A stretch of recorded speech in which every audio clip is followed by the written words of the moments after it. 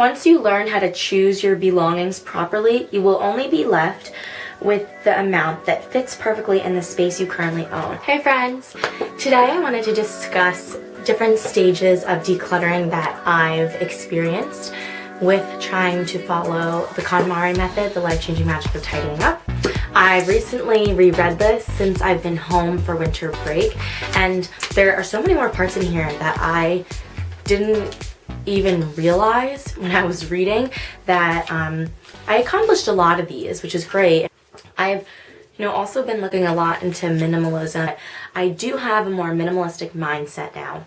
I decided to reread the book because now that I'm home and there's a lot more space than just my college living space that I can't control in this house. It's not just me, living here. It's not just all my stuff.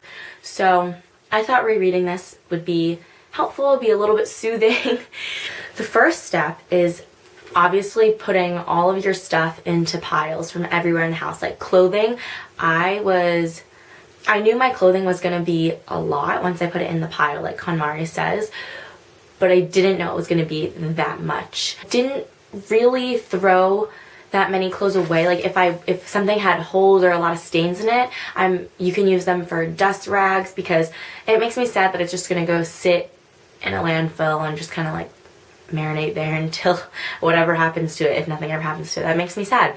So that's made me more aware of what I want to donate. And I know that Konmari talks a lot about putting things in the discard pile, but I hope that people, when they read this book, that they're thinking of donating a lot of the clothes. Just because something doesn't spark joy for you doesn't mean that it won't spark joy and be really useful and crucial to someone else's wardrobe and someone's life. So I think that donating things should be emphasized when you're decluttering. Second step has been really sensitive now to what adds value to my life, and not just on an emotional level, but on a financial level. What can I afford? If I didn't spend this money on this, new shirt or new pair of shoes, or in my case, new makeup brush, what could that money be put towards?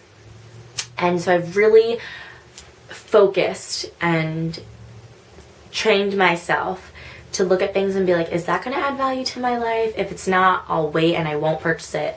I've been really, really good about that, which has been great. The third stage is that as you've been doing this process, after the initial huge purge of all the stuff that you had and you didn't even know you had it, that's so annoying, but you slowly start to realize by how eliminating the physical stuff that weighs you down, you have a lot more headspace, a lot more mental space, a lot more emotional space to take on different projects and to invest yourself in different things. I don't know if it's, the law of attraction, or or coincidence, or working extra hard, but I've seen this semester be a lot more successful than other semesters in what I've had, and I feel like I had a lot more time to focus on my schoolwork, because I wouldn't come back from class exhausted because I was thinking about all the stuff that I had in my room. And a part of that is definitely a little bit a control thing, but a lot of people are like that too, and I think minimalism kind of helps them. Now, I was watching the Minimalist movie from the Minimalist Movement, like Joshua Fields Milburn and Ryan Nicodemus, and I was watching their film, and a news reporter said, why do I say that I'm a minimalist? Why do I think with a minimalist mindset? Is because it makes me feel 10% less stressed. And that's another thing that I've encountered in the decluttering, is that when you tell people what you're doing, sometimes they get a little freaked out.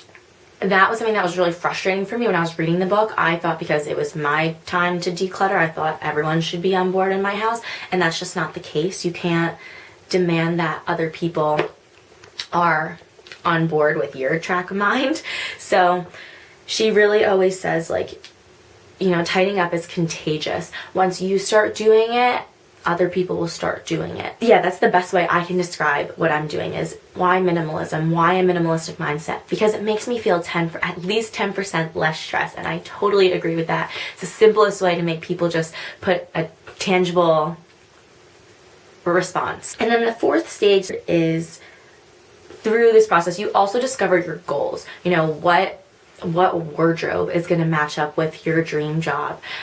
You dress for the job that you want, not the job that you have.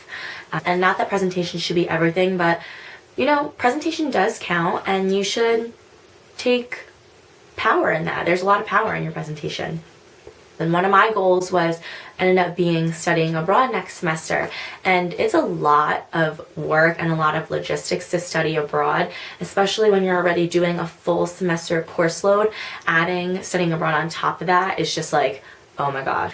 The fifth stage of decluttering that I'm in right now, I think, is kind of your daily routine. You have an acquired set of skills. You have an acquired mindset. You're not just going shopping to pass time. I mean, I do like to shop. I like to see what's out there, but I feel less compulsive to buy things that I don't need. Because another thing that I find really hard to declutter is shoes. I don't consider myself someone that loves shoes, but my god, I have so many shoes. It's really hard to go through all of them. Looking at things that you haven't really worn that much, it still changes your mindset into realizing, I didn't need this. If I save this money, I could invest it. I could save it, whatever it is. So I hope that those processes are kind of relatable to you, and I hope you found some useful information about the book. Leave me a comment down below. I'm gonna leave my Twitter in the description box, and we can connect on that as well.